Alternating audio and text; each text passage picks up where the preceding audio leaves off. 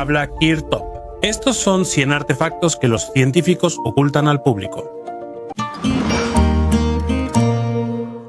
Un campamento que no aparece en los mapas de Polonia.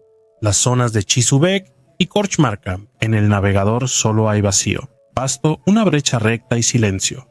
Parece ser todo. Superpongo fotos aéreas de archivo, de la Luftwaffe y fotos de la posguerra y la imagen cambia. 2 líneas rectas de rectángulos, un sendero que termina en una pequeña explanada y en los bordes hay rastros de zanjas. Esquema clásico de un campo auxiliar, desmantelado por completo antes de la retirada. Donde el sendero terminaba en la foto antigua, sobresale una piedra en la hierba y hay grava alrededor. Ese material lo ponen junto a la rampa de carga. Más adelante hay una franja oscura con fragmentos derretidos de vidrio y ladrillo, señal de hornos y altas temperaturas. En el borde del campo hay alambre de púas, un aislador de cerámica de una línea de comunicación y bajo el musgo una placa de aluminio con el número de un prisionero y una placa pequeña de Siemens y Halske de un cuadro eléctrico. Todo encaja: vivienda, producción, vigilancia, drenaje y salida al callejón sin salida. En estos lugares ya no hay artefactos vistosos en los museos.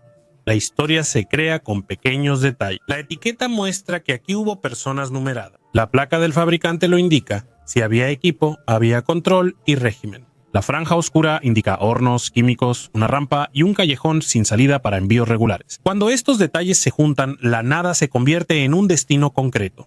Ahora, brevemente sobre el método. Combinamos 3 capas: foto aérea de archivo, modelo del relieve y objetos del suelo. La foto muestra la geometría, ubicación de barracones y dirección del camino. El relieve confirma microdesplazamientos, pasillos, explanada y zanjas. Los objetos confirman que algo sucedió aquí. ¿Por qué estos campamentos ya no aparecen en los mapas actuales? Porque no solo los abandonaban, los tomaban las granjas locales. Las tablas se usaban para cobertizos, la grava para caminos, los rieles para chatarra y los papeles se quemaban. El tren con el oro nazi. La leyenda del tren con el oro nazi es una de las historias más intrigantes relacionadas con el final de la Segunda Guerra Mundial. Según la leyenda, en los últimos días de la guerra, cuando la Alemania nazi estaba por ser derrotada, un tren lleno de oro, joyas y artes salió de Breslau, hoy Wrocław, Polonia, hacia los montes Owl, donde se rumoreaba que había almacenes subterráneos y búnkeres. Se dice que este tren desapareció sin dejar rastro durante el caos final de la guerra, dejando muchas preguntas. Algunas versiones dicen que el tren se ocultó en un túnel de los montes Owl, cuyos accesos fueron dinamitados o tapiados para esconder los tesoros de las tropas aliadas que se acercaban. Por décadas, cazadores de tesoros, exploradores e historiadores han buscado el tren perdido, usando datos históricos y tecnologías modernas. Pese a varias expediciones y búsquedas, no se han hallado pruebas convincentes de la existencia del tren. A veces surgen nuevos informes en los medios sobre posibles hallazgos, reavivando el interés en este misterio. La momia de Altai Tumulus Pasirik. Gracias al hielo se conservó la piel de una persona de unos 2500 años de antigüedad, y en ella hay tatuajes casi desvanecidos. Los científicos la reestudiaron, analizaron imágenes con distintas luces, pigmentos y replicaron técnicas en modelos. Sucedió algo inesperado. Los tatuajes los hicieron varias personas. En la mano derecha hay ciervos y grandes felinos trazados con líneas finas y anatomía precisa. Pues ese es el nivel de un maestro. A la izquierda, la geometría es más simple e irregular, probablemente de un aprendiz. Es el primer caso convincente donde se considera que hubo varios artistas en un solo cuerpo. El pigmento es hollín común. Las herramientas son una aguja individual para el contorno y un peine, varias agujas en una barra para aplicar rápidamente puntos y sombras. Esa combinación explica la profundidad y la textura de las líneas bajo el microscopio. Algunos cortes de la momificación atraviesan los dibujos. No se conservaron por el ritual del tatuaje, sino por su uso cotidiano, símbolos de estatus, pertenencia o grupo. Las líneas en la piel reflejan la organización de la comunidad en la Edad de Hierro. Hay maestros, aprendices y demanda de ornamentos corporales valorados en vida, no tras la muerte. Subtítulos: Túneles secretos bajo Londres. En obras de construcción en Londres, se halló una red olvidada de túneles secretos bajo la ciudad. Investigadores creen que estos pasillos subterráneos fueron usados por militares y agencias gubernamentales en la Segunda Guerra Mundial para resguardarse de bombardeos alemanes y realizar operaciones secretas. Los túneles se extienden por varios kilómetros bajo la parte central de la ciudad. formando una red compleja que alguna vez sirvió como una vía arterial oculta para el traslado de personas y documentos importantes, así como para reuniones secretas. Algunos pasadizos subterráneos llevan a edificios estratégicos como cuarteles militares y búnkeres gubernamentales. El descubrimiento confirma los numerosos rumores y leyendas de los habitantes de Londres sobre la existencia de una extensa red de túneles bajo la ciudad. Hasta ahora, la mayoría de estas instalaciones subterráneas seguía inexplorada por su carácter secreto y acceso limitado. Arqueólogos e historiadores consideran este descubrimiento importante para entender cómo Londres intentaba proteger su infraestructura y a las personas clave durante los años más críticos de la guerra. Dentro de los túneles se encontraron restos de antiguas comunicaciones, municiones militares e incluso objetos personales, lo que los convierte en una valiosa fuente para estudiar la vida cotidiana de aquella época. Continúan las investigaciones y conservación de los túneles hallados, prometiendo revelar más secretos sobre la vida y defensa de la capital del Reino Unido en la Segunda Guerra Mundial. Ahora los U-Boats son 3D. Estamos acostumbrados a ver submarinos en fotos de archivo, siluetas en blanco y negro y leyendas. Ahora todo es diferente. Los submarinos ya se ven como arquitectura multihaz. Sonar, fotogrametría, láser subacuático y el casco 7 u 11 aparecen en pantalla hasta el último remache. Se pueden ver detalles que explican toda una guerra. Lo primero que impresiona en los modelos reales son los daños. La parte trasera del submarino está abierta como una lata de conservas. Una carga de profundidad explotó junto al timón, volteando placas y revestimiento. La grieta sigue la costura y muestra claramente la dirección de la onda de choque. No es su posición. El modelo 3D revela la geometría del metal. Hay otro agujero en la proa, bajo la línea de flotación y una marca de cable cerca. Rozaron una mina de anclaje y después el destructor los remató a tiros. Antes se sabía por testigos, ahora se puede ver. Lo más importante son las escotillas. En varios submarinos quedaron atascadas en una posición. Algunas están abiertas por intentos de escape, otras cerradas. Hay burbujas de aire y lodo, lo que indica que se hundió rápido. Los detalles, como la marca en la hélice, la torre y la carcasa del periscopio, permiten vincular el submarino con la fecha de salida y su último contacto por radio. Así queda claro la última misión, la base, la patrulla y el punto del hundimiento. En los nudos reforzados a veces se nota la falla original: desalineación tras sobrecarga, torpedos, timón dañado, profundidad o mecanismo roto. Así, el submarino queda como blanco inmóvil. El estado del casco muestra cómo está en el fondo: pintura desprendida, incrustaciones y manchas de sedimento en el costado. Estas señales muestran hacia dónde arrastró la corriente, qué se desprendió primero y qué elementos se soltaron tras el hundimiento. Todo esto se vuelve interesante para nosotros, porque ahora podemos estudiar con el mayor detalle posible la vieja maquinaria militar, incluso aquella que se encuentra guardada en lo profundo del agua. Ahora podemos recrear el hundimiento del submarino y mostrar cómo era una batalla naval en los años 40. Comparar esto con los documentos de archivo que tenemos. Aguja de diamante, Anabar. En la primavera de 2014, en los placeres de Anabar, en el norte de Yakutia, Rusia, un buscador de oro notó en su bandeja no una partícula de arena común, sino una diminuta aguja transparente del tamaño de la uña de un meñique. Los diamantes suelen cristalizarse en facetas, pero aquí hay un cilindro perfecto sin bordes. Al hallazgo lo llamaron la aguja de coser de la era de los dinosaurios. En el Instituto de Yakutsk analizaron la muestra con espectroscopía láser y microscopio electrónico. Confirmaron que era un diamante, pero hallaron una capa muy fina de nitruro de titanio y cobalto del Inca en la superficie, usada para proteger cristales técnicos artificiales hechos por el método de posición química de vapor. Identificaron la fuente por la marca de la aleación. A fines de los años 90, el Instituto de Investigación de Yakutsk fabricaba sondas de diamante para termopares usadas para medir la temperatura del acero en cucharones de fundición. Durante las pruebas, la sonda se rompió y el fragmento terminó en el vertedero. Las inundaciones de primavera lo arrastraron hacia una vieja capa de arcilla. Fue ahí donde un buscador lo encontró. Los científicos rápidamente determinaron su verdadero origen, pero la historia se convirtió en un mito, en una leyenda local. Cada primavera, los buscadores de oro esperan hallar un artefacto similar: libros encuadernados en piel humana. En el siglo XIX en Europa y Estados Unidos existió una práctica rara pero real: encuadernar libros con piel humana. Los especialistas la llaman antropodérmica bibliopegia, que significa libro encuadernado con humano. La piel solía obtenerse de criminales ejecutados o pacientes de teatros anatómicos. Año 1837, Boston, Estados Unidos. El bandido James Island dejó como testamento que, después de su muerte, le quitaran la piel y encuadernaran sus propias memorias con ella. En la portada está escrito en latín: este libro está hecho de la piel de Island. En 1830, en Devon, Inglaterra, Jorge Cadmar envenenó a su esposa y, tras ser ejecutado, su piel encuadernó poesía de Juan Milton. En 1882, Francia, una condesa que murió de tuberculosis le pidió al astrónomo Camilo Flammarion usar su piel para la primera copia de su libro Terre du Ciel. Y ahora hablemos de colecciones completas. La biblioteca de Harvard en Estados Unidos guarda al menos 3 volúmenes encuadernados de esta manera. Un tratado del siglo XVII menciona a Johannes Wright, a quien le extrajeron la piel el 4 de agosto de 1632. La biblioteca John Hay de Londres confirma un atlas médico de Vesalio con cubierta humana marrón. Los motivos eran varios: recuerdo de un crimen, souvenir raro o interés científico. Legalmente era una zona gris. Los cuerpos de criminales se daban a escuelas de cirugía y los restos servían para hacer cuero. Estas encuadernaciones no se exhiben ni se destruyen. Las instituciones los ven como artefactos históricos que muestran hasta dónde llegaban buscando una edición única. Una espada fuera del tiempo.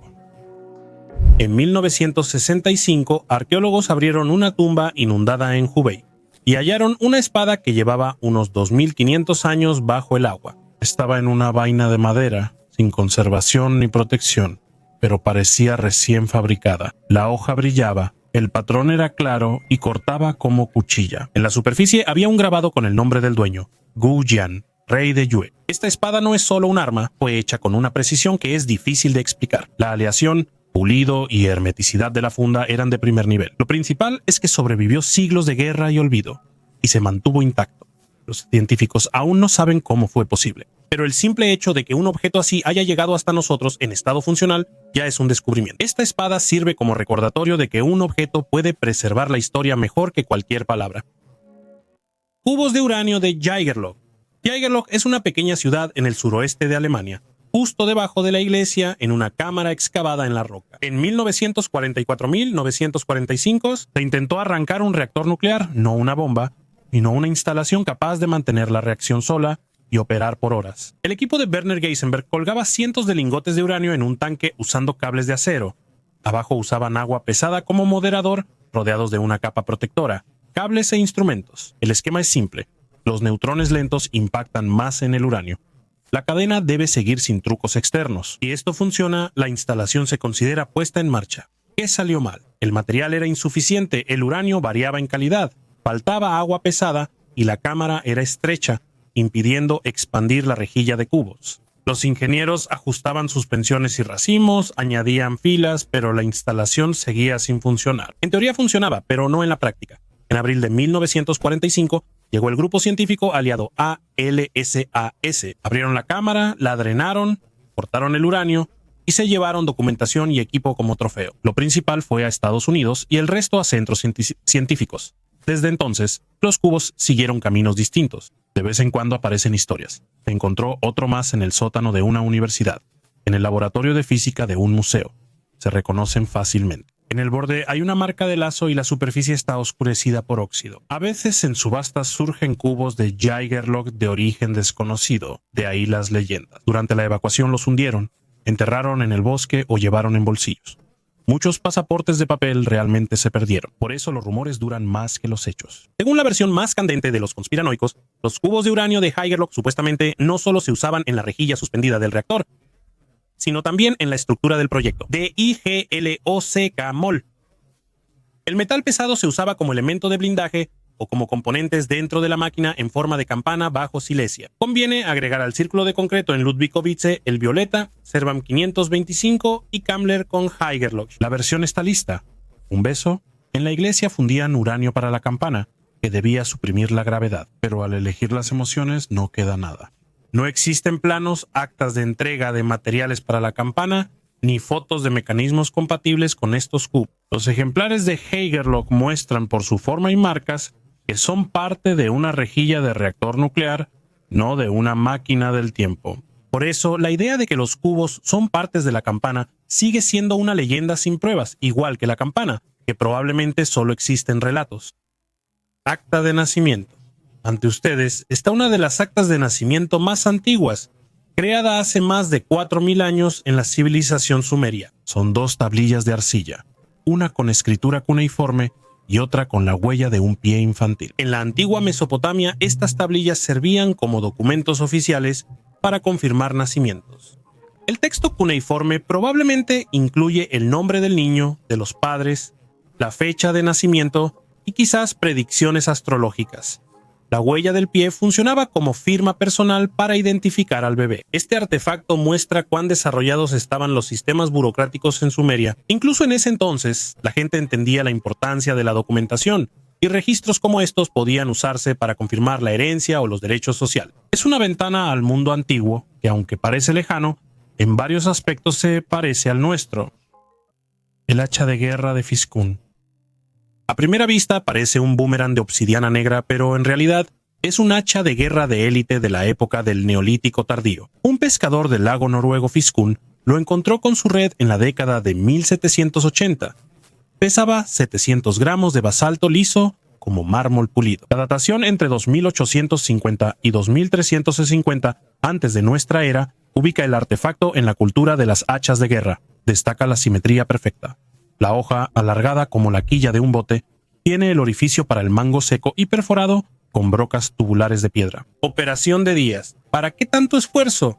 Estas hachas rara vez tienen los bordes desgastados. Rara vez se usaban como arma, más bien eran símbolo de estatus. Lo sostienes en la mano y todos ven que posees un material raro y la habilidad de artesanos lejanos. Pulirlo hasta que brille como un espejo es otra historia. El basalto se pulía con arenas de cuarzo hasta que aparecía una capa brillante en la superficie. Así, el hacha se convertía en un espejo negro que, según una versión, se usaba en rituales. El sol, al reflejarse, iluminaba el rostro del propietario, resaltando su conexión con los cielos. Hoy en día, el hacha de Fiskun se conserva en el Museo de Historia y Cultura de Bosla. Bajo el vidrio parece casi un objeto de diseño moderno. Vale la pena recordar que esta hoja tiene 5000 años. El cráneo contra la leyenda. La Alemania de la posguerra estuvo rodeada de una de las leyendas más persistentes. Bormann escapó. Dicen que lo vieron en España, Paraguay y Argentina. Cambiaba de rostro, lideraba nazis y escribía cartas. A los periódicos les fascinaban esas historias. El nombre del secretario del partido hacía que los titulares fueran llamativos y subieran las ventas. El desenlace real fue en Berlín, no en la jungla. En 1972, excavaciones cerca de las vías junto a la estación Lerterbahnhof hallaron 2 esqueletos. Cerca, fragmentos de la universidad. Los documentos se descompusieron, pero los dientes permanecieron. Los forenses compararon las mandíbulas con el archivo del dentista de Berjushka. Coincidieron los empastes y puentes característicos del tratamiento de Bormann, el segundo enemigo personal de Hitler, Ludwig Stumpfegger. Con esto bastó para afirmar, sí, son ellos. A la gente le gusta discutir porque la leyenda es más interesante que la realidad. Los huesos muestran lesiones comunes en quienes cruzan zonas de combate. Esquirlas, daños por derrumbes y nada fuera de lo normal. En las mandíbulas se encontraron micropartículas de vidrio. La versión es simple, una ampolla con veneno mordida en la noche. En el sitio hay tierra y escombros de construcción, lo que explica por qué no hallaron los cuerpos antes. Montículos antiguos, trabajo posterior por capas. Al final, la genética. En 1998 se realizó una comparación de ácido desoxirribonucleico con los familiares más cercanos por la línea materna. La coincidencia confirmó lo que dientes y radiografía decían hace 20 años. Realmente es Bormann. Cráneos de cristal. En las tiendas de antigüedades de París de finales del siglo XIX aparecieron cráneos perfectamente pulidos hechos de cristal de roca macizo. Nada sobre excavaciones, solo vendedores misteriosos que decían vender reliquias mayas que cantaban con la luna y abrían puertas a otros mundos. La leyenda pronto se llenó de detalles. Se decía que hay 13 de estos cráneos que juntos muestran un mapa estelar o contienen mensajes sobre los maestros celestiales desaparecidos. Los médiums decían que el cristal resuena con las ondas cerebrales y descifra la sabiduría ancestral. Los maestros litoterapeutas actuales vendían sesiones de activación al precio de una joya. En los años 90, el Museo Británico y el Instituto Smithsoniano examinaron los cráneos más famosos con microscopio electrónico y hallaron marcas de una herramienta giratoria con recubrimiento de diamante. Esta herramienta surgiría después de 1860. En las estructuras del cuarzo no hay grietas internas que aparecerían si se hubiera pulido a mano con arena. El artefacto probablemente fue hecho en una máquina moderna, pero un cráneo que supuestamente fue encontrado en Belice antes de la oleada de falsificaciones masivas aún desconcierta a los expertos. Ni recibo de compra, ni protocolo arqueológico, solo los relatos de los antiguos dueños. Juran que el cristal fue pulido durante siglos con agua, polvo de cuarzo y la paciencia de los artesanos mayas. Los científicos creen que es una copia tardía, pero dejan un pequeño margen. ¿Y si realmente es obra de manos antiguas? Simplemente aún no hemos entendido con qué herramienta fue creada. Ellos reemplazaban el alfabeto. El quipu es un conjunto de cuerdas con nudos, con un hilo principal del que cuelgan muchos cordones de colores. Se creyó mucho tiempo que los incas solo usaban los nudos para contar maíz e impuestos, como un ábaco antiguo. Lingüistas y programadores cargaron 21 quipus completos de un museo en Perú en una red neuronal. El algoritmo analizaba el color de la cuerda, su distancia del hilo principal, el tipo y orden de los nudos. La máquina halló rápidamente combinaciones repetidas como palabras iguales en un texto extenso. El mismo conjunto de nudos en la cuerda maligüida amarilla aparecía junto a registros de almacenes de grano y otro en la cuerda roja con listas de guerreros. Los científicos, al comparar con documentos coloniales españoles, descubrieron que los quipus transmitían más que simples conteos. Por ejemplo, cuerda verde con 3 nudos cortos suele señalar almacenamiento de maíz, mientras que roja con nudo doble indica impuesto militar. Si el método se confirma en muchas muestras, los quipus serán reconocidos como una forma de escritura, no solo como calculadoras de nudos. Entonces los incas deberían pasar de la lista de civilizaciones sin escritura a la de pueblos que eligieron otro alfabeto, el de cuerdas. El oro de Yamashita. Una de las historias más emocionantes y misteriosas de la Segunda Guerra Mundial es la leyenda del oro de Yamashita. Esta historia comienza con el general japonés Tomoyuki Yamashita, quien, según numerosos relatos, logró reunir enormes tesoros capturados durante las campañas militares japonesas en todo el sudeste asiático. La leyenda dice que al final de la guerra, al prever la derrota, Yamashita y sus subordinados ocultaron los tesoros en varios sitios de Filipinas. Desde entonces, el oro de Yamashita ha atraído a cazadores de tesoros, historiadores y aventureros de todo el mundo, siendo objeto de muchas expediciones y búsquedas. Pero hasta ahora, ninguna expedición ha logrado encontrar pruebas definitivas de la existencia de estos tesoros. La leyenda del oro de Yamashita fue rodeándose de capas de mitos y suposiciones, diciendo que entre las riquezas escondidas no solo había oro y piedras preciosas, sino también artefactos de un valor histórico y cultural increíble. Una versión dice que el mando japonés usó cifrados y mapas complejos para indicar dónde guardaban los tesoros, muchos de los cuales se perdieron o destruyeron al final de la guerra. En los intentos por descifrar el misterio del oro de Yamashita, se llevaron a cabo decenas de expediciones, algunas de las cuales terminaron en tragedias e incluso muertes. Destaca los peligros de buscar tesoros y la dificultad de explorar selvas y montañas en Filipinas. La historia del oro de Yamashita sigue inspirando a nuevas generaciones de exploradores. Nos recuerda que muchos misterios de la Segunda Guerra Mundial aún no han sido revelados. Y quién sabe, tal vez algún día alguien logre descifrar el enigma y encontrar los tesoros perdidos. Cuartel de submarinos de Kural. Cerca de Berlín, entre pantanos y pinos viejos, se oculta un lugar que por mucho tiempo fue un mito. Coralie era una base secreta para controlar submarinos alemanes sin acceso directo al mar. En el denso bosque cerca de Bernau, aquí se mantenía la comunicación con el Atlántico.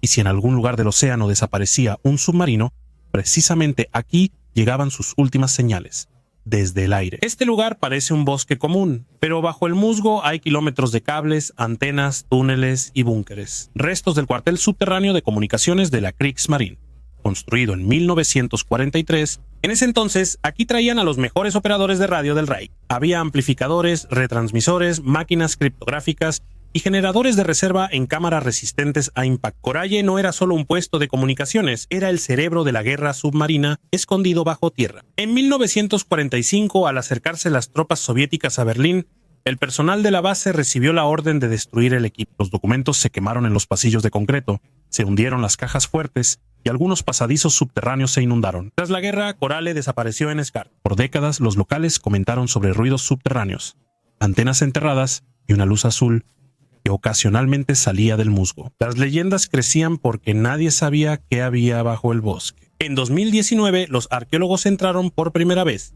Esperaban ruinas, pero hallaron un laberinto. Decenas de habitaciones con techos derrumbados, placas con marcas de equipos de radio, restos de centrales telefónicas, placas de aluminio con códigos de unidades. Uno de los pasillos bajaba en pendiente hacia una mina de concreto llena de agua. Los escáneres mostraron que debajo de ella hay otro nivel que aún no ha sido explorado. Lo extraño es la acústica. En las mazmorras de Corale, el sonido es antinatural. Los pasos se apagan y el eco regresa tarde, como si hubiera un vacío subterráneo que retiene el sonido. Los excavadores locales lo llaman el aliento de la estación. Un informe británico de junio de 1945 afirma que en la base probaron el protocolo Drachen-Ruff, un cifrado de radio para llamar submarinos a más de 5.000 kilómetros. El documento está incompleto.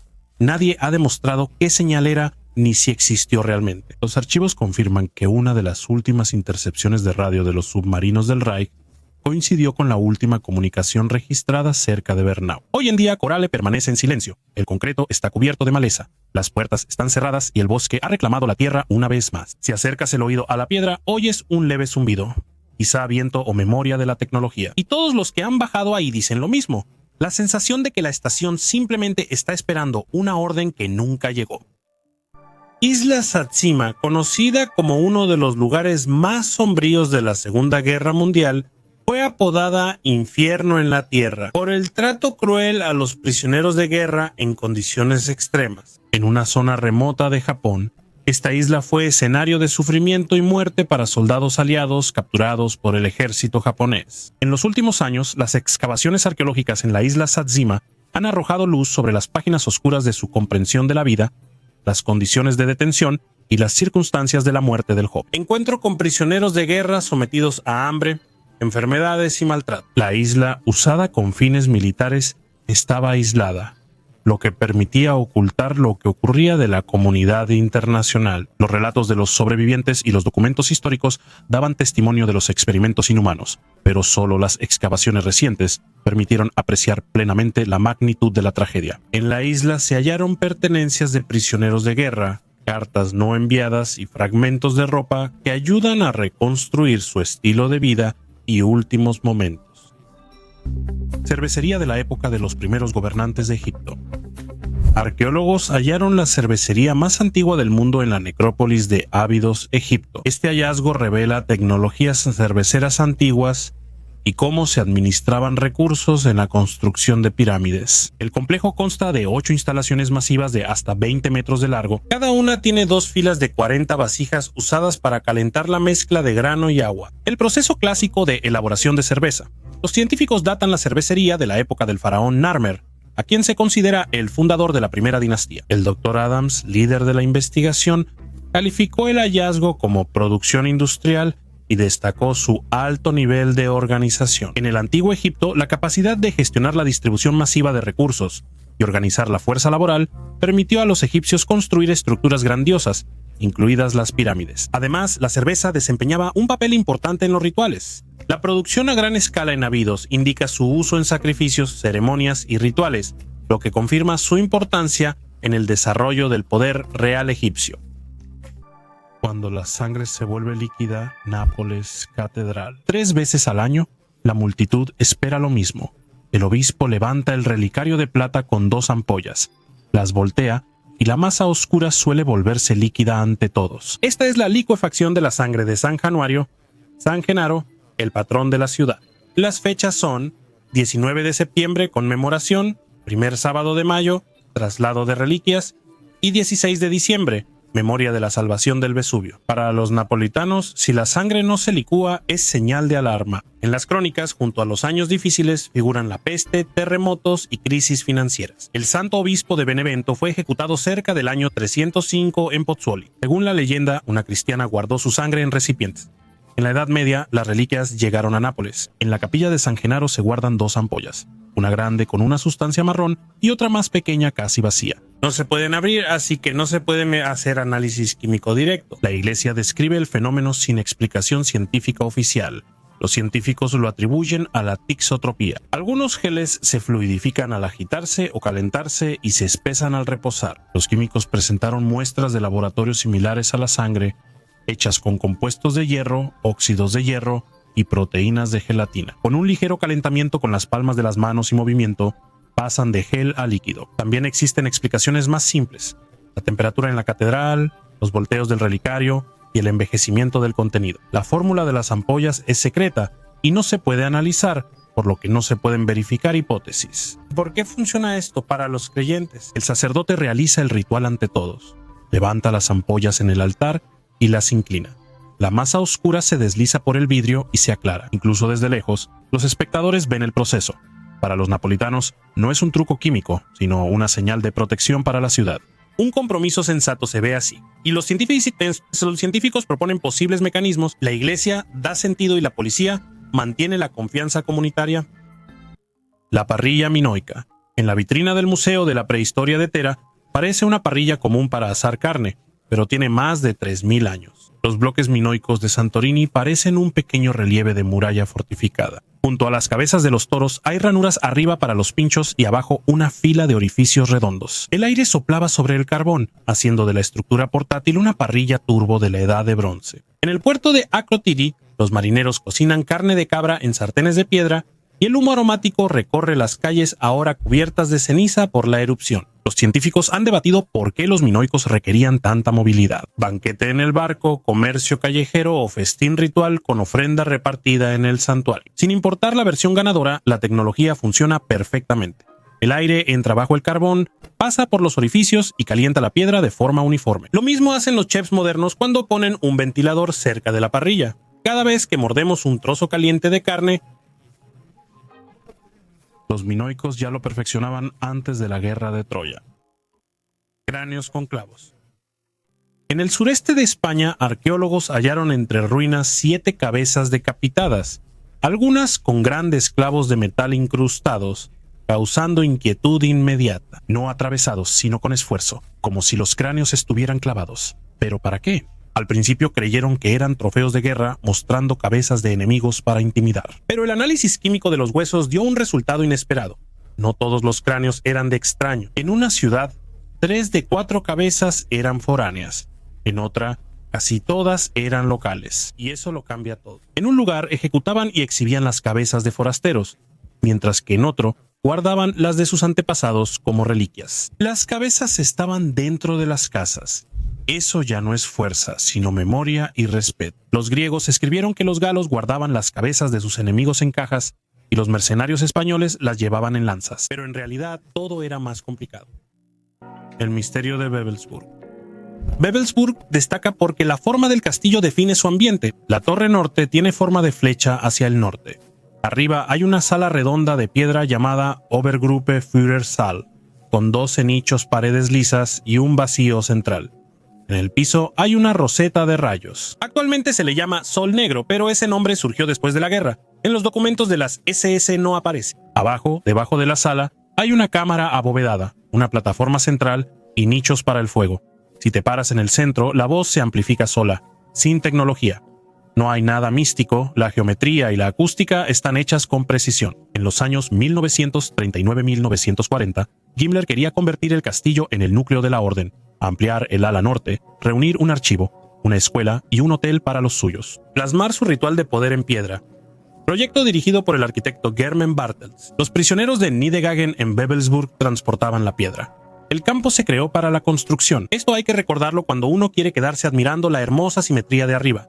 Cada junta recta fue pagada con la vida y enfermedades de otros. En la torre hay muchas cosas que la gente inventa. Se habla de iniciaciones nocturnas, sangre en los escalones, signos secretos, incrustaciones. Son leyendas convenientes, pero cuando pides que te muestren pruebas, ponen sobre la mesa planos, presupuestos, listas de prisioneros y fotos de los equipos de construcción, no utensilios rituales. El efecto real aquí es otro. Una sala sin trono, 12 nichos idénticos, una cúpula en la parte inferior que devuelve el sonido al centro. Todo esto es perfecto para reuniones privadas, un círculo cerrado y la demostración de unidad, no para espectáculos místicos. El final de la guerra se puede ver en la piedra. En marzo de 1945, las SS intentaron volar la parte norte. Al retirarte, las huellas de la explosión quedan. Diferencias en mampostería, astillas, manchas, hollín y juntas reparadas. Tras la guerra, el castillo es un memorial. El museo exhibe documentos de las SS, planes de reconstrucción y la historia del campo Niedergangen y quienes traían los bloques. un meteorito que alteró el rumbo del cristianismo. Abruzzo, centro de Italia, a 100 kilómetros de Roma. En las montañas hay un lago circular llamado Sirente, de unos 140 metros de diámetro, que los geólogos creen fue creado por un meteorito. El carbono 14 en la madera carbonizada de los escombros la fecha cerca del año 312, después de Cristo. Es la época de la batalla de Constantino en el puente Milvio. Jens Ormeo, investigador sueco, sugirió que un bólido brillante y una nube de polvo en forma de hongo pudieron parecer una señal luminosa en el cielo. Nick Zariski narra la visión de la cruz y la luz, tras la cual Constantino mandó poner el símbolo en los escudos y triunfó. Los cálculos dan una energía del orden de 1 kilotón comparable a una pequeña ojiva nuclear. El destello era visible desde lejos. En la arqueología local hay rastros indirectos. Una aldea despoblada en el siglo IV, entierros masivos en catacumbas y leyendas sobre la estrella del sol que partió Robles. No hay prueba de conexión directa entre el meteorito y la visión de Constantín. Solo es una hipótesis. La coincidencia de fechas y su visibilidad la hacen muy convincente. Un fenómeno natural pudo haber sido el detonante de la decisión tras la cual el cristianismo fue legalizado en todo el Imperio Romano. Reactor Nuclear, OKLE. Gabón, año 1972. Un laboratorio en Francia recibe un lote de mineral de uranio y nota algo extraño. El isótopo importante, el uranio 235, está reducido a la mitad, como si el combustible ya se hubiera quemado. La noticia impactante sobre una antigua planta nuclear oculta bajo la selva africana se difunde mundialmente. Científicos llegan rápido y perforan muchos pozos. El resultado es sorprendente pero común. Hace 2.000 millones de años, aquí se dio una rara combinación de condiciones.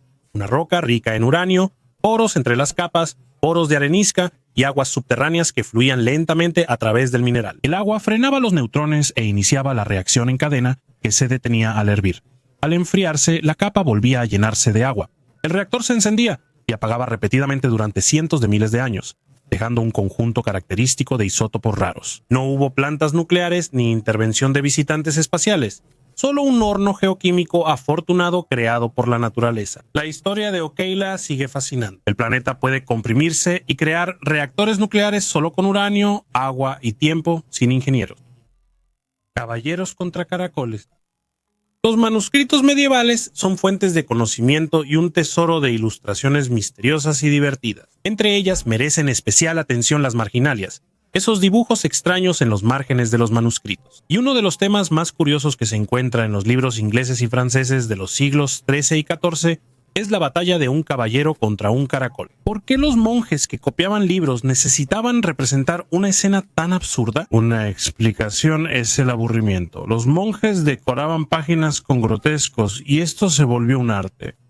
Estas ilustraciones podían tener significados ocultos. El caracol quizás simbolizaba cobardía, pues como el caballero con armadura, se esconde en su caparazón. Algunos historiadores piensan que es una sátira sobre la lentitud de la aristocracia, o una burla a ciertos grupos políticos. Aún así, estas escenas siguen causando controversia entre investigadores. La batalla del caballero con el caracol es aún una de las miniaturas medievales más enigmáticas. Arroz ritual. En la cueva norte de Retidian, arqueólogos hallaron en cerámica huellas de cáscaras de arroz de al menos 3.500 años. Las únicas huellas son una finísima película de almidón y fitolito. Eso basta para confirmar que los colonos llegaron a Guam llevando arroz por 2.300 kilómetros de océano abierto. No se encontraron campos, terrazas ni hoces. Eso significa que los granos se molían no para la comida, sino para un ritual. Quizá una vez al año, para recordar a los espíritus de los antepasados su hogar en Taiwán. En manos de los isleños, el arroz se transformó de un alimento cotidiano en un símbolo de origen. Por eso las diminutas huellas en la vajilla fueron más importantes que un cementerio de arpones de hueso. Finalmente se halló el oro nazi. En el verano de 2025 en Polonia comenzó lo que durante décadas temieron los arqueólogos y soñaron los cazadores de tesoros, las excavaciones oficiales del legendario Reich Dorado. Sin titulares ni mapas llamativos, solo de forma silenciosa y metódica. ¿Cómo al investigar un asesinato antiguo? En las afueras de Mykolaiki, en el bosque de Kashubia, los georadares detectaron una anomalía. La profundidad supera los 10 metros, es rectangular y presenta reflejos metálicos. Por primera vez en años, las autoridades polacas dieron permiso oficial para excavar.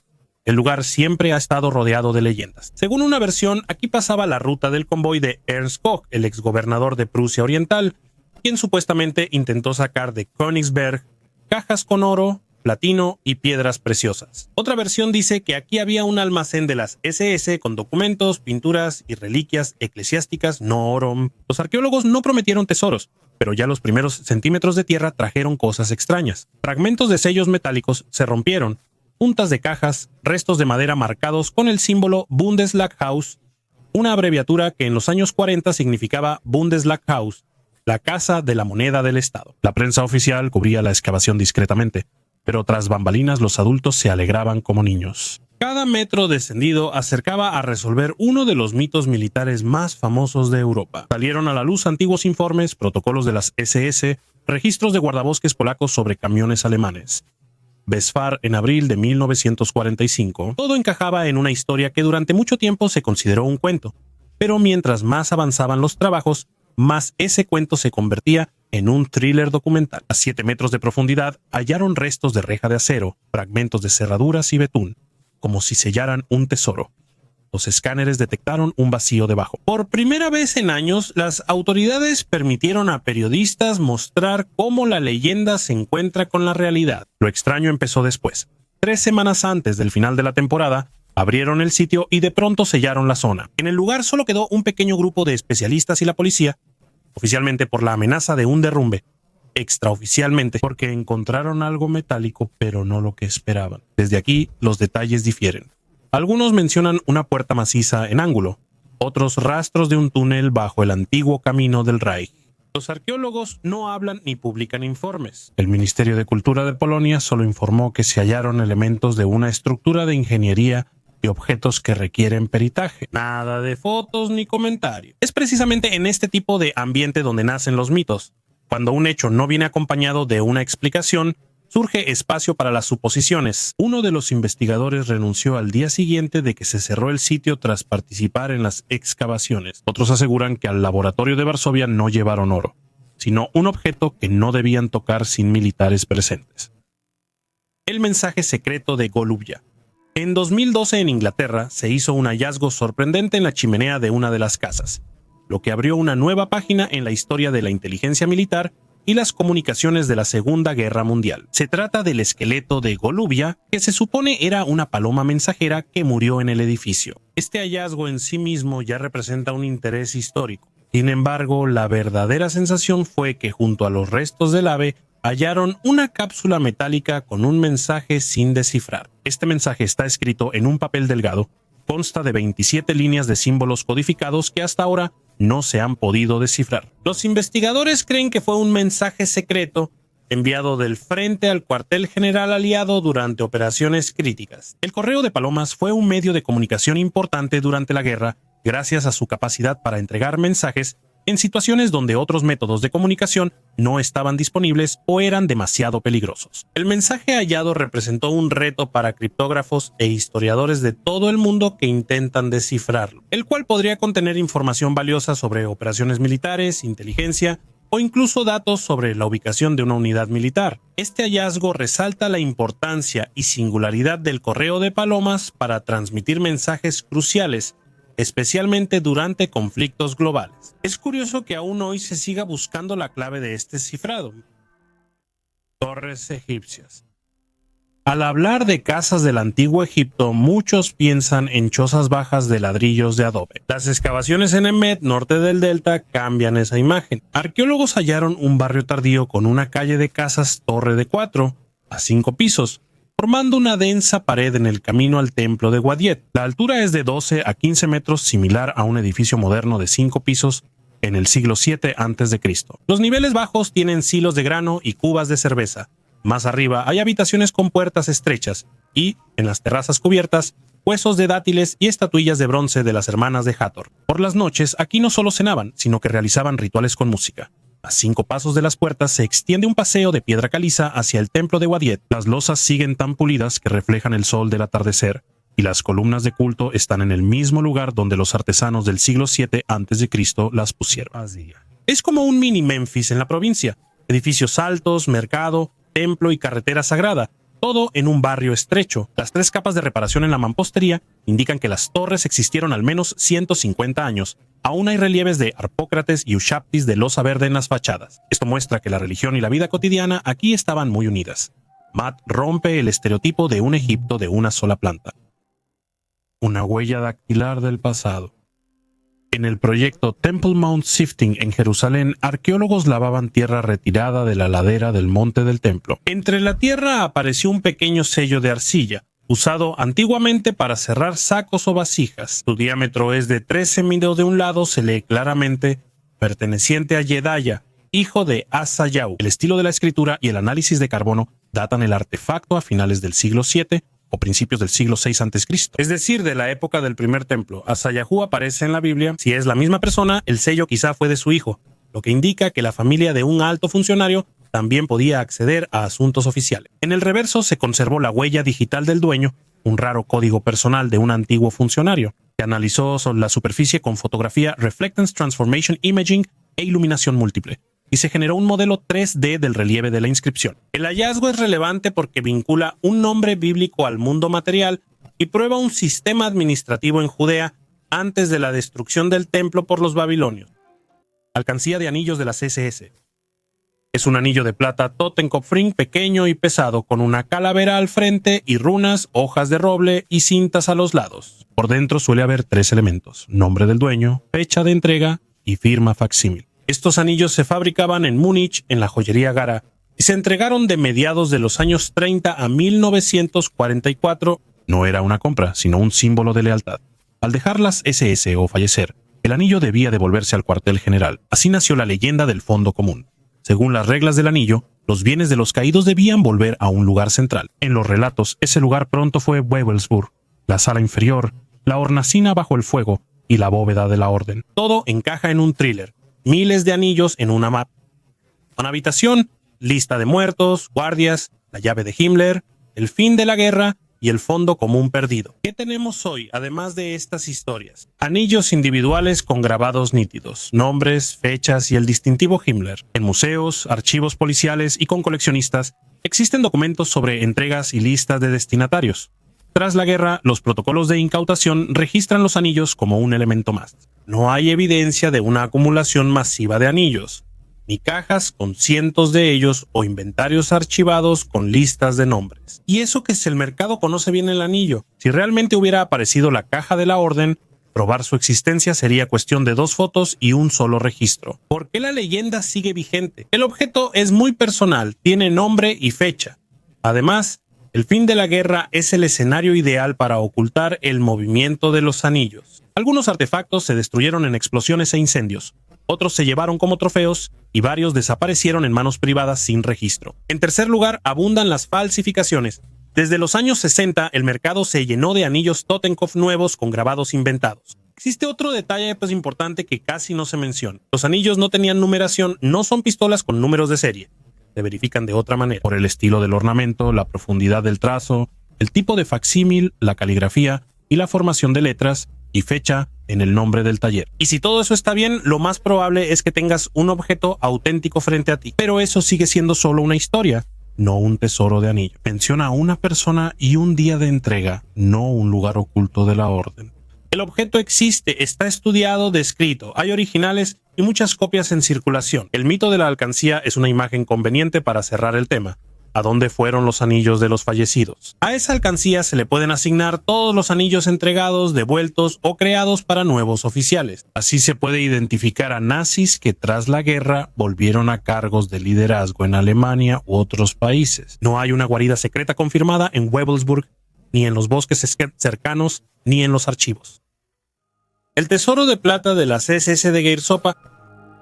El tesoro de plata de las SS de Geirsopa fue uno de los hallazgos submarinos más importantes y una sensación en el mundo de los tesoros y la exploración. El barco mercante británico SS Geirsopa fue hundido por un submarino alemán en febrero de 1941 durante la Segunda Guerra Mundial. En ese momento viajaba de la India al Reino Unido con una valiosa carga, incluida mucha plata. Durante la guerra y ante la escasez de metales, el Reino Unido investigaba y usaba rutas marítimas para transportar materias primas y objetos valiosos desde sus colonias. El GRCO transportaba más de 200 toneladas de lingotes de plata destinados a financiar el esfuerzo bélico y mantener la economía del país. El hundimiento del barco afectó los recursos británicos. Los restos del GRCO fueron descubiertos en 2011 a una profundidad de más de 4.700 metros en el Atlántico Norte, lo que fue posible gracias a las tecnologías modernas de búsqueda y estudio de objetos submarinos. La recuperación de la plata fue muy complicada por la profundidad, el clima y limitaciones técnicas, pero se realizó con éxito y se extrajo la mayor parte. El Arca de la Alianza. En Aksum, Etiopía, tras los muros de la iglesia de Santa María, los lugareños resguardan lo que llaman el verdadero Arca de la Alianza. Caja de acacia dorada, con 2 varas para moverla y tapa con figuras aladas. Solo un guardián, Monarch, puede entrar al santuario. Los peregrinos solo ven una silueta oscura bajo un velo y oyen historias de relámpagos si alguien toca sin bendición. Algunos entusiastas ven en la descripción del arca un esquema de un aparato eléctrico primitivo de madera. Por fuera realmente se parece a un condensador, y las alas decorativas en la parte superior fácilmente pueden imaginarse como contactos. Incluso hoy se intentaron crear maquetas similares, donde surgía una leve tensión por la carga estática acumulada. Los escépticos dicen que el arca, por su tamaño, no es diferente a una caja portátil común para rollos, y las chispas de las que hablan los peregrinos bien pudieron haber surgido por la electricidad estática en el aire seco de la montaña. No se pueden comprobar las teorías porque nadie ha abierto la reliquia y están prohibidos los rayos X y el análisis de la madera. Mientras las discusiones siguen, tras la puerta cerrada podría haber un relicario común o un dispositivo cuyo propósito desconocemos. Venus y los esparcentes. En diciembre de 2022, un agricultor polaco cerca de Kołobrzeg halló en un campo una figurilla femenina de 12 centímetros con caderas anchas y cintura estrecha. Después de 3 años en el laboratorio, la datación indica unos 6.000 años, época del Neolítico temprano. Un escaneo con microscopio electrónico mostró rastros de una herramienta de sílex, y el espectro de la arcilla coincidió con el del valle del río Parceta. La estatuilla la hicieron los terratenientes y no la trajeron comerciantes. ¿Por qué es relevante? El norte de Polonia fue visto mucho tiempo como periferia de la cultura Venus, ya que las diosas neolíticas clásicas estaban en el sur de Europa. Ahora el Báltico tiene su madre tierra y la frontera de cultos de fertilidad se traslada cientos de kilómetros al norte. Radares fantasmales. En la orilla parece que es solo un círculo de concreto en la hierba. Si te acercas, en el círculo sobresalen pernos roscados. Alrededor del perímetro hay marcas de canales de cables. Cerca hay una base cuadrada de una casita. Esto no es una plataforma para un almacén rural. Aquí estaba Freya, un radar de alerta temprana que detectaba aviones muy lejos sobre el Mar del Norte. Más adelante está otra huella. Un anillo macizo con 4 orejas, refuerzos y un conducto de cable pesado. Este lugar es para el Würzburg, un radar de control de tiro antiaéreo. Das 2 vueltas y ante tus ojos surge un fragmento de la guerra aérea. Estos puntos se encadenan por la costa y ciudades. En algunos sitios solo hay losas y varillas oxidadas. En otros, aún se ven orejas de concreto. En la granja de mástiles destaca el círculo de antenas, una zanja para cables y, a veces, un búnker de comunicaciones bajo. Si hay un rectángulo alargado con varios agujeros de anclaje en el terreno, pudo haber sido una torre de celosía Wasserman. Y si encuentras una huella de una base inusual con varios niveles de soportes, recuerda el Hermitage Jagdschloss, un radar de visión circular que podía dibujar el panorama completo del cielo. Cerca de la orilla hallaron un aislador cerámico quemado y fragmentos de cables gruesos con revestimiento de tela. Había una estación potente y al irse la destruyeron completamente. En el bosque, ya lejos del mar, se encuentra otro conjunto, una losa redonda y ordenada y, junto a ella, una base larga y estrecha para la cabina del equipo de cálculo. Es la pareja típica de una batería antiaérea. El Würzburg daba coordenadas y la batería disparaba donde apuntaba la antena. Lo más interesante comienza cuando conectas estos puntos en una línea de defensa. El radar de alerta temprana, al detectar un objetivo, lo transfiere al sector donde patrulla un caza nocturno. Allí lo espera la guía y los reflectores. Un operador de Himmelbett asiste al piloto. Así llamaban a las células del sistema, donde todo se conectaba en un solo nodo. Radar, reflectores, cazas y cañones antiaéreos. En tierra queda poco de este esquema. Círculos, zanjas, pequeños búnkeres.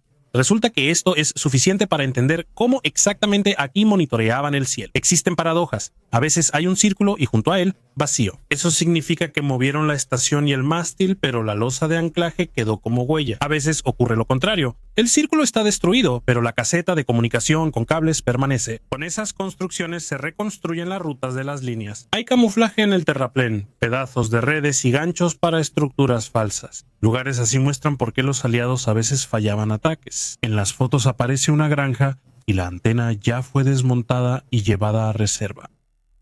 Colección de pinturas. En 2012 en Múnich ocurrió un descubrimiento que sacudió a la comunidad artística mundial. En un departamento pequeño se halló una colección de pinturas confiscadas por los nazis, valuada en $1.000 millones. Entre las obras se encontraban trabajos de maestros como Marc Chagall, Pablo Picasso y Henri Matisse. Esta colección representa un tesoro perdido del arte europeo, muchas de cuyas piezas se consideraban desaparecidas durante décadas. Los nazis obtuvieron las pinturas tras una campaña masiva para confiscar arte que consideraban degenerado o de familias judías. Muchas de estas obras fueron confiscadas a sus dueños en los años previos y durante la guerra, y después de la guerra se consideraban perdidas o destruidas. El hallazgo de esta colección se logró por las investigaciones de autoridades alemanas en un caso de evasión fiscal. La investigación llevó al registro de un departamento donde se encontraron estas obras invaluables. La colección incluía tanto obras maestras conocidas como trabajos menos famosos que, sin embargo, tienen un gran valor artístico e histórico. El hallazgo generó impacto internacional al cuestionar derechos de propiedad, restitución y responsabilidad moral. Para muchos descendientes de familias judías despojadas por los nazis, este hallazgo les dio esperanza de recuperar obras de arte perdidas, símbolo de su historia y herencia. Antiguos discos de gramófono. En 1938, el arqueólogo chino Chi Putei halló discos de piedra lisos en una cueva de Bayan Karaula. Cada disco tenía el tamaño de una palma y un agujero en el centro. Al frente hay una pista en espiral que, vista con lupa, parece tener pequeños jeroglíficos. El texto cuenta sobre un pequeño pueblo llamado Dropa, que llegó de una estrella lejana hace 12.000 años y se estrelló en las montañas. La leyenda pronto se llenó de detalles. Se mencionaban 716 discos, un almacén en la Universidad de Pekín, y que uno, en un experimento, emitió un impulso eléctrico casi musical. Sin embargo, los etnógrafos no hallaron los artefactos en museos de China. Solo había fotos de los discos en revistas de los años 60. La traducción de los jeroglíficos fue hecha por el reportero alemán Reinhard Wegerer, quien luego admitió basarse en relatos de guías locales sin ver el original. Los arqueólogos reales de Gansu y Sichuan solo conocen la sabana, donde se encuentran lápidas funerarias redondas con una espiral poco profunda, pero ahí no hay ni microtexto ni crónicas cósmicas. Y aún así la historia sigue viva. Siempre que hayan un disco de piedra en una cueva, en redes sociales preguntan si será uno de los discos perdidos de Dropa. Ningún disco auténtico de ese tipo ha sido mostrado al público. La imaginación sigue girando, como si la propia espiral en la piedra reprodujera una nueva leyenda. El manuscrito, la sorpresa. Imagina abrir un folio medieval, esperar frases antiguas y encontrar una auténtica sorpresa. Algunas páginas tienen grandes iniciales, otras están llenas de signos tironianos, una taquigrafía que solo unos pocos especialistas pueden leer hoy en todo el planeta. Existe una página donde las letras crean constelaciones como si el autor mezclara un libro escolar con el cielo nocturno. Volteas la hoja y ves un pequeño garabato en la esquina. El zorro ártico probó la pluma y creó un mini popurrí de la pared de poemas sobre pájaros. Los amplios márgenes ocupan la mitad del espacio. ¿Para qué gastar pergamino carísimo? Resulta que el vacío aquí no es vacío. En estos márgenes, los estudiantes medievales hacían anotaciones, y luego esos márgenes protegían los libros del moho. La humedad dañaba los bordes del libro, pero el texto seguía intacto. Hay un formato inesperado: el libro murciélago. Este almanaque se colgaba boca abajo del cinturón, se desplegaba y mostraba calendario, fases lunares y santos del año. Las manchas moradas en las esquinas son cicatrices de moho, resultado de que el manuscrito estuvo en un lugar húmedo, y algunos microbios devoraron páginas. Ahora los científicos cuentan los anillos de crecimiento del hongo, como en un árbol antiguo. Imagínense cuánta información se esconde en estos defectos cosméticos. Con ellos se fechan las mudanzas de la biblioteca y cambia la percepción del clima de esa época. Son precisamente estos huevos de Pascua visuales los que hacen que el manuscrito no sea solo una colección de textos, sino una verdadera búsqueda. Cada anotación o pestaña es un portal a quienes escribieron, leyeron y usaron este libro siglos atrás. La santa reliquia del Reichsmarschall. El nombre de la finca de Göring es Karin Hall. No es un juego de palabras, sino un monumento a una mujer. Karin Axelina Hulda Fock, una sueca de familia noble. Murió en 1931 Göring la adoraba tanto que construyó todo un mundo alrededor de su recuerdo. En el bosque de Spreewald surgió una casa museo sobre su vida, con salones de caza, colecciones y el mausoleo de Karin. Así nace la reliquia sagrada del Reichsmarschall, amor hecho arquitectura. La historia parece irreal. Karin es enterrada en su tierra natal con honores en una ceremonia familiar. Más tarde, tras el ascenso político de Göring, sus restos se trasladan a la sala funeraria Karin Hall en Alemania. Losa de piedra, nicho, antorcha, emblemas y escudos de caza, inscripciones sobre lealtad. Lleva a los invitados allí como si fuera su templo. En discursos y entrevistas, Karin simboliza un amor puro que él conservará siempre. Para la propaganda, esto fue un regalo. Un mariscal que no bebe ni sale de fiesta, solo honra a su esposa. Pero luego comienza una trama inquietante. Primavera de 1945, el frente se acerca a Berlín. Göring ordena volar Karin Hall para que nada caiga en manos de los rusos. Antes de la explosión, abren el sarcófago y ocultan los restos en un bosque cercano. Algunos dicen que los llevan a un refugio en un vehículo de comunicaciones y que cambian el lugar 2 veces en una semana. Años después, al reconstruir la ruta, encuentran una cadena de entierros secretos, no un solo punto. En esta confusión surgen leyendas: que las cenizas se disolvieron en un lago, que saqueadores llevaron el sarcófago o que lo cambiaron por una copia en una cripta de monasterio. Cuanta más gente cuenta cómo fue, más evidente es que cada quien tiene su propio final. También hay una versión muy terrenal. Karin Hall. Tras la guerra, los portales, escalones y paneles de las salas de caza se usan para construir casas y graneros. Los informes policiales mencionan losas de mármol sin marcas y barandales tallados retirados del anexo. El mausoleo desapareció, pero los detalles persisten cerca, bajo los pies, en casas de gente común. La identificación más extraña. Los restos de Karin son hallados y regresados a Suecia a inicios de los años 50. El proceso de reinhumación oficial implica peritajes, comparaciones, cartas privadas y trámites burocráticos. En los periódicos aparecen notas. ¿Te volvieron a la verdadera? La familia dice, sí, los documentos coinciden, pero queda una sensación de duda por las leyendas, porque la historia estuvo rodeada de rumores durante demasiado tiempo. El destino de la mujer que vivió con Göring varios años es un enigma tras la guerra. ¿Dónde estaba en 1945? ¿Quién fue trasladado? ¿Por qué cambiar de lugar? Surgen más preguntas que respuestas. Todo adentro dependía de ese culto. Un cuarto solo para sus cartas y fotos. Un medallón con su nombre en el pecho del dueño. Retratos de Karin en cada salón. Una visita al mausoleo para invitados selectos antes de la cacería. Y el nombre Karin Hall en cada invitación. La historia personal se volvía rutina, la muerte era solo un recuerdo, y toda reunión importante iniciaba junto al sarcófago. Una pirámide sumergida antes de la historia. A 30 metros bajo el mar, cerca de la isla Yonaguni, hay una pirámide de piedra. Escaleras rectas, terrazas, arcos y aberturas. Todo parece un edificio, no formaciones rocosas al azar. El objeto tiene unos 10.000 años anterior a sumerios, egipcios y las primeras ciudades. Los científicos siguen discutiendo. Algunos están seguros de que es obra de la naturaleza, mientras que otros consideran a Yonaguni como prueba de una civilización aún no reconocida. Si tienen razón, esto podría cambiar por completo nuestra idea de cuándo y cómo comenzó la historia humana. ¿Y si esto no es solo un error histórico, sino el rastro de una civilización? ¿Y si bajo este océano hay una historia desconocida?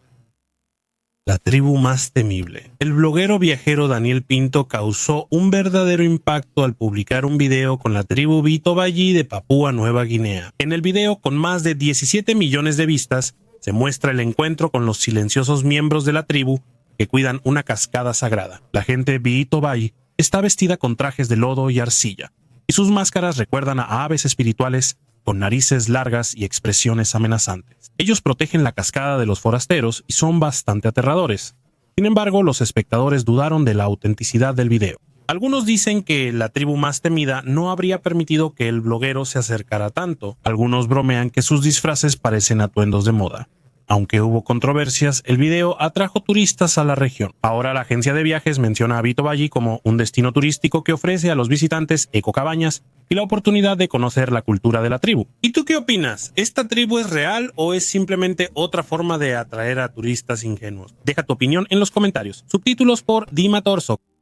África en Israel. En el desierto del Negev, sur de Israel, arqueólogos investigaron la colina Tel Malyata, vinculada a la ciudad bíblica de Malada. Entre los hallazgos del siglo VI junto a tumbas cristianas, hallaron algo inesperado. 5 figurillas de madera negra talladas a mano. El material es ébano de Ceilán, que solo crece en el sur de la India y en Sri Lanka. Eso ya es un misterio en sí mismo, pero lo que más sorprende son los rostros. Las figurillas muestran torsos masculinos y femeninos con rasgos expresivos, pómulos anchos, narices chatas y frente alta. Investigadores aseguran que presentan rasgos africanos. Las cabezas tienen tocados grandes con agujeros, quizá para usarlas como colgantes o amuletos. Las sepulturas son cristianas. Cerca hallaron vasijas de vidrio, adornos de bronce y piedra, y objetos de alabastro. Y entre todo esto, hay figurillas que claramente provienen de otra cultura y de otro mundo. Esto no es simplemente una mercancía comercial, es un objeto que tenía un significado. Quizá eran imágenes de antepasados, quizá símbolos de la patria, que se conservaban incluso después de convertirse a una nueva fe. La Palestina bizantina era un cruce de caminos. Desde África, Arabia e India llegaban caravanas, barcos y comerciantes. Estas figurillas quizá viajaron cientos de millas, pasaron por muchas manos y acabaron aquí, entre las lápidas. Para los arqueólogos, este hallazgo es raro y muestra lo profunda y compleja que era la mezcla cultural. Arquitectura de piedra propagandística. El lenguaje del Reich resuena en los anfiteatros, no en los papeles. Construidos en los años 30 para reuniones y rituales, estos lugares terminaron siendo perfectos para manipular emociones. Piedra, escalones, fuego y una voz sin micrófono. Los puntos más representativos de los Thingstätte están en el Heiligenberg de Heidelberg y en la Arena de Berlín, que en ese entonces se llamaba Dietrich-Eckart-Bühne, hoy conocida como Waldbühne. En todos lados es similar: semicírculo, pared alta, pasadizos ocultos, espacios para antorchas y compartimentos de piedra para músicos y equipo. Desde arriba parecen ruinas románticas, pero en el sitio destaca la ingeniería: desagües bien hechos, geometría marcada y puntos para columnas donde la gente forma parte del diseño. La arquitectura dicta pues el comportamiento de las personas: estar de pie, escuchar, responder en coro. Aquí se entiende bien cómo funcionaba el ritual. La entrada era por una larga cinta a lo largo de la pendiente, para que en el proceso todos pudieran convertirse en un solo cuerpo. En la plataforma hay un teleprompter de piedra y el presentador está centrado porque el fondo captura y devuelve la voz. A los lados hay compartimentos para portadores de estandartes. Más arriba, puntos de luz y círculos de antorchas. Los escalones extras son para formaciones, no para espectadores. En ellos es fácil formar un símbolo, lemas o un emblema. Al mirar desde arriba, captas la idea al instante. Existen muchos mitos sobre estos sitios, destacando sus supuestas conexiones proastronómicas y su relación con el solsticio. En algunas locaciones sí hay coincidencias, pero no hay que buscar el cosmos donde basta la dirección escénica. La verdadera magia está en la acústica y la geometría. Si te paras en la piedra central de Heidelberg y hablas normal, en las filas superiores se escucha claramente. Parece un milagro, pero es un rebote de sonido calculado. Tras la guerra, estos recintos recibieron distintos usos. En el Heidelberger Thingstätte destacan detalles técnicos: pasillo de servicio tras el escenario, nichos para cables y antorchas en paredes laterales, y drenaje bajo las gradas que evita inundaciones tras la lluvia. En las filas superiores se notan los pasos de los intervalos de formación. La distancia entre las marcas coincide con el ancho de un estandarte estándar. Waldbühne de Berlín. Se optó por un foso de orquesta grande, salidas en abanico bajo las gradas y plataformas para reflectores en los extremos. Los escenarios están diseñados para una vista frontal de las columnas, no para una vista circular. Son dos modelos diferentes de una misma idea. La geometría de piedra define el ritmo y los espacios para las personas, sin rituales ni palabras grandilocuentes. ¿Cómo explicar este misterioso artefacto? La varilla metálica. Dentro de una piedra encontrada en las montañas Masong de China, el coleccionista Xiling Wang descubrió una varilla metálica roscada que se parece a un tornillo, pero lo más extraño es que la roca sólida se formó alrededor de él, lo que sugiere que el hallazgo podría tener millones de años. Algunos sugieren que es un meteorito con un artefacto extraterrestre adentro.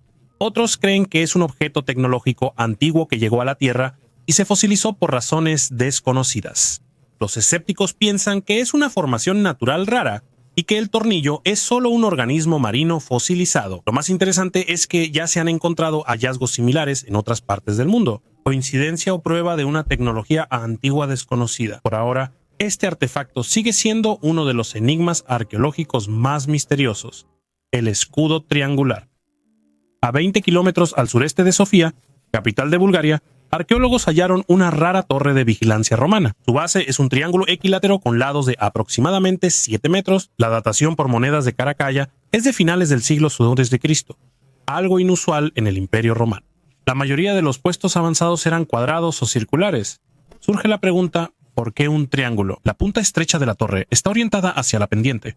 Un golpe de ariete o de piedras resbala por la pared sin destruir la mampostería. Dentro encontraron cajas de piedra, un pozo y restos de un piso de madera, reconstruido durante el Imperio Bizantino y el Segundo Imperio Búlgaro. Solo en la frontera con las torres de vigilancia se encuentran formas similares. Los romanos llamaban a esas líneas fronterizas limes, es decir, todo el sistema de murallas, caminos y fortalezas a lo largo de la frontera. En Bulgaria, este es el ejemplo más antiguo de planificación irregular. En lugar de un diseño estándar, los ingenieros eligieron una geometría que se adaptara al relieve montañoso. Hoy en día la torre es parte del complejo museístico de Urbich. Muestra que los constructores adaptaban los estándares según las condiciones locales.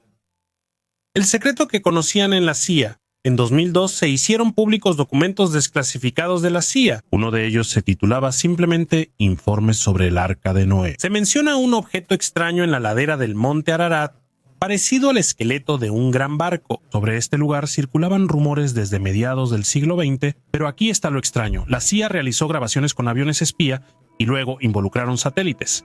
Todo por esta anomalía. La versión oficial dice que no hallaron nada especial en las imágenes, pero rechazaron decenas de solicitudes para publicar, sobre todo las de 1974. ¿Por qué ocultar las imágenes si no hay nada en ellas? Más tarde, los investigadores recolectaron muestras de suelo de ese lugar. En ellas hay organismos marinos y la montaña Ararat está a gran altitud, de 4.420 metros. ¿Esto significa que aquí hubo agua como la del diluvio bíblico? Puede parecer coincidencia, pero hay muchas así. Por años la gente ha evitado este lugar. Continuación. La bandera que nadie encontró. Esta bandera tenía una biografía más extensa que la de muchas personas. Su tela era de Múnich, de 1923. Tras el putsch de la cervecería, la marcaron como testigo de la sangre de los caídos y desde entonces fue una reliquia. En los congresos del partido, con ella bendecían a los nuevos estandartes y el nombre del abanderado, supuestamente solo uno. Para no diluir el culto, lo sabían de memoria. En los desfiles iba al frente, escoltado y protegido. No cualquiera podía tocar la tela, solo se acercaban aquellos a quienes se les permitía transmitir parte del estatus sagrado a sus propias banderas. Después viene lo que prefieren olvidar. En paz, todo culto requiere resguardo y horario. El Blutfahne estaba guardado en Múnich, en las instalaciones del partido, a donde lo devolvían después de los rituales. Las listas incluían números de salas, traslados a congresos y su régimen de resguardo. El fetiche seguía un horario. Salida solemne, breve ritual y regreso al armario hasta el próximo día importante. El final de la reliquia inicia antes de 1945 con los bombardeos. Archivos, oficinas y salones, todo lo eterno fue ocultado, trasladado y empacado. Hay versiones que dicen que la bandera fue enviada a la evacuación y otras que permaneció en Múnich hasta el final. Después de la caída de la ciudad, se pierde el rastro. Algunos dicen que los aliados la tomaron con otros objetos del partido y que en un inventario aparece con un número anónimo. Otra versión indica que la tela se quemó en los incendios del edificio donde estaba almacenada con archivos de papel. La tercera versión sostiene que acabó en manos privadas, cortado y repartido como trofeo sin documento. ¿Por qué se deshicieron de un objeto tan sagrado? Porque al colapsar, la santidad ya no protege. Cuando la leyenda cae, al artefacto solo le quedan la tela y el asta. En una noche desaparecen todos los mecanismos de seguridad, pases, guardia y listas. Si la caja no tiene etiqueta clara, el objeto es solo un objeto. La bandera que fue venerada por décadas desapareció entre cajas, fuego y manos extrañas. Durante los años de la posguerra, los platos de Fana aparecieron decenas de veces en las páginas de los periódicos, en los relatos de testigos presenciales, en subastas con pedazos del original.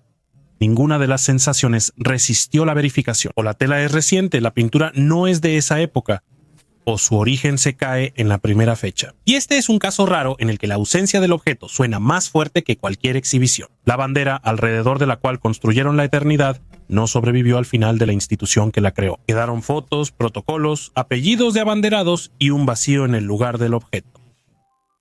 El guardián de Moku.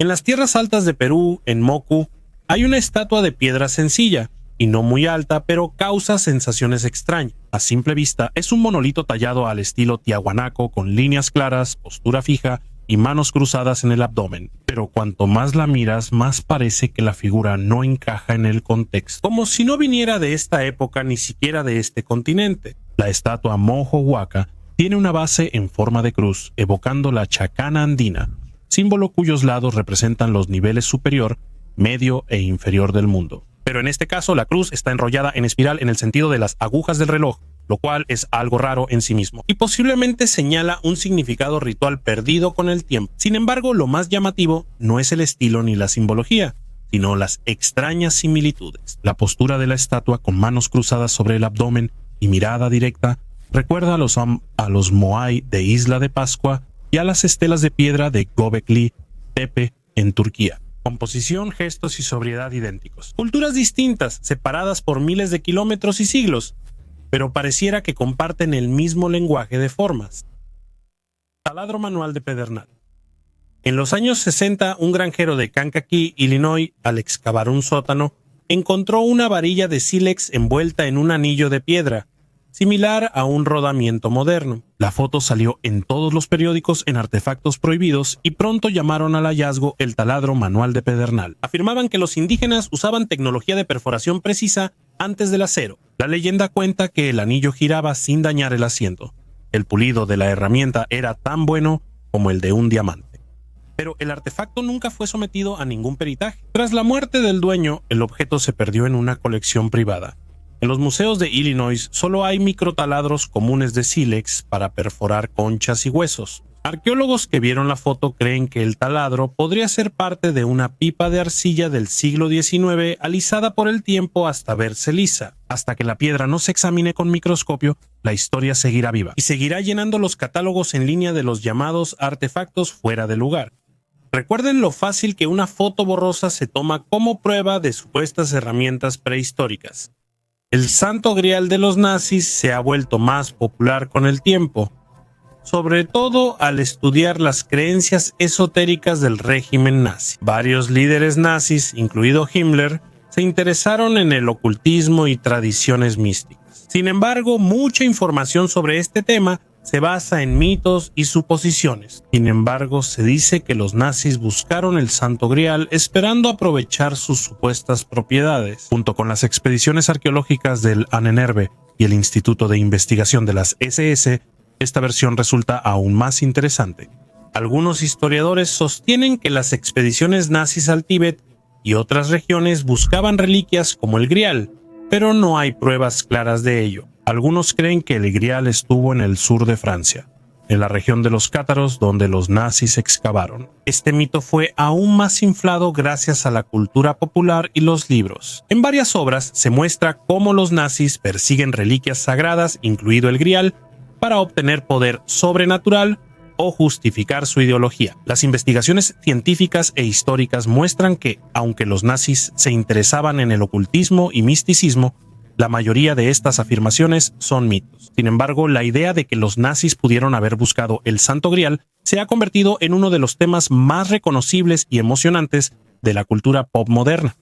Cuando el Sahara era un océano, ahora parece sin vida. Arena infinita, rocas quemadas por el sol, caravanas raras. Hace millones de años, el Sahara era un océano llamado Tetis, con aguas cálidas llenas de criaturas antiguas como amonites, erizos de mar, corales y reptiles gigantes. Hoy, en ese lugar, solo sobreviven lagartos. Geólogos hallaron rastros de deltas y cauces costeros, lo que lo comprueba. Aquí alguna vez se agitó el agua, pero el océano se fue y en su lugar surgió otra historia. Miles de años después, personas se asentaron aquí. Algunos de los más antiguos aún son recordados en la arena, bereberes, o como ellos mismos se llaman, Amazigh, descendientes de quienes sobrevivieron al cambio climático y la desaparición de ríos y lagos. Se quedaron cuando otros se fueron. Las pinturas rupestres de Tassili y Nayer son una biblioteca prehistórica. Muestran cazadores con arcos, fiestas, amor, guerra y figuras con cascos redondeados como de otra realidad. Algunos creen que es una alegoría. Otros, prueba de contacto con otra inteligencia. El punto es el mismo. Antes de que el Sahara respirara, los bereberes ya contaban sus historias y sabían dónde hallar agua, cómo sobrevivir a días calurosos y noches frías. Ellos gobernaron Numidia, comerciaron con Roma, lucharon contra Egipto y luego desaparecieron del mapa, pero no de la tierra. Las conquistas árabes los desplazaron al desierto y montañas, pero su cultura sobrevivió. En pueblos remotos aún se habla bereber y persiste una memoria milenaria. En ese desierto también quedaron huellas de un pasado mucho más antiguo. Hongos de piedra. A primera vista parecen solo rocas, pero si miras de cerca, la forma es sorprendente. Un sombrero de piedra dura reposa sobre un tallo delgado y erosionado. Estas formaciones provienen de la erosión diferencial. El viento lleva arena y pule por años las rocas blandas, dejando solo las duras de pie. Cada hongo es una marca temporal y orgullosa del tiempo. Sus tallos se van adelgazando poco a poco, y un sombrero se derrumbará. Viven cientos de miles de años, pero igual están condenados como el océano y la civilización. Solo la memoria en piedras, polen y arena sobrevive. Quedaron otras huellas de esta antigua civilización y que nos pueden contar sobre un pasado que aún no comprendemos. El último maquillaje de Göring. Existe una leyenda que dice que Hermann Göring, quien era considerado una de las personas más influyentes en la Alemania nazi, el segundo en influencia después de Hitler, antes de su final se pintaba las uñas y se ponía ropa de mujer. Suena llamativo, por eso se asocia con todo lo que ya se sabe sobre él, a las batas de seda, pieles, perfumes, uniformes teatrales con interminables condecoraciones. Göring amaba las telas vistosas y el lujo ostentoso. En Carnegie Hall, él lucía chaquetas llamativas. En casa presumía batas y pijamas. Prefería aromas intensos y usaba polvos. Los caricaturistas incluyeron estos detalles en sus obras y la gente decía que Göring se pintaba las uñas y vestía de mujer. Las fotos de sus objetos personales reflejan su gusto por mostrar estatus: terciopelo, seda, pieles, anillos grandes y ropa a la medida. Este es el lujo masculino de los años 30 y 40, llevado al extremo casi teatral, y funcionaba perfectamente para la imagen de un esteta autoritario. Por eso lo llaman mariscal del teatro. En ese entorno surgieron historias punzantes. Conviene citarlas. Suenan a última vergüenza. No hay pruebas, ni documentos, compras, fotos o actas de objetos. Nuremberg avivó la polémica. Tras el arresto, desnudaron públicamente a Göring, exhibieron armarios con batas, hablaron de sus artículos de tocador y destacaron su meticulosidad al doblar camisas y lograr pliegues perfectos. Todo esto se presentaba como feminidad, aunque en realidad era una exigencia narcisista hacia sí mismo. El retrato psicológico y la caricatura se fusionaron, y Mem siguió adelante. Existen detalles cotidianos que refuerzan la leyenda. Se han subastado prendas de su guardarropa, como ropa interior de seda, bata y artículos de tocador. Para los medios eso basta, la seda es femenina. Era la moda de la época y costumbre de los ricos rodearse de telas caras. No hay misterio, solo una fachada bien construida. Göring gozaba de ser el principal esteta del Reich y lo hacía con un celo casi ridículo. Esa historia sobre pintarse las uñas se mantiene viva solo por los rumores. Mencionaron brillo, pero sin fotos, registros ni nada que mostrar. En los inventarios hay fotos de los allanamientos, batas de seda, lencería, joyas, perfumes. No hay pruebas de que se pintara las uñas o usara ropa de mujer. En resumen, existía lujo ostentoso. No hay pruebas de uñas pintadas o cambios de ropa. Entonces, eso sigue siendo un rumor que suena impactante, pero no está respaldado por objetos ni documentos. En este video solo muestro lo verificable. Las leyendas siguen siendo leyendas. Gracias por ver este video hasta el final. Adiós a todos.